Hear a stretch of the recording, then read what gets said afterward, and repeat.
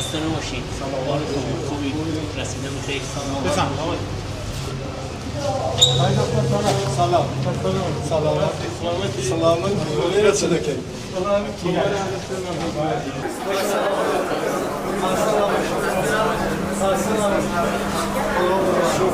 خدا انشالله که شماها رو برای مملکت، برای مردم حفظ کنه.